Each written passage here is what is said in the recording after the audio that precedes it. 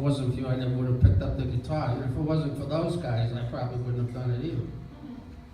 I mean, was there like a singular moment for you? I mean, I've read interviews with guys where they always talk about seeing, you know, the Beatles and Ed Sullivan. That was the moment they decided they wanted to play rock and roll. I mean, was there a singular thing for you, or was it a bunch? Well, I mean, that concert that I just was describing, I cut school and went down. It was in a theater in Midtown Manhattan, and there was a DJ in Manhattan called Murray the K, Sure. and he used to put on these rock and roll shows. I don't know.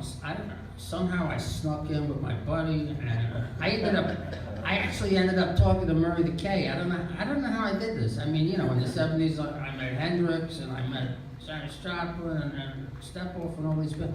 Somehow I always got back. Maybe it's because I look like I belonged. Because my shoulder went there, and I dressed crazy. So, a lot of times I would walk backstage and they wouldn't even question me. There were no laminates back in those days. There were no stick-on passes. I mean, it was just like, because, the bands always looked so outlandish, everybody kind of knew. So, I always figured if I was going to make it famous, I had to look famous before I even got there.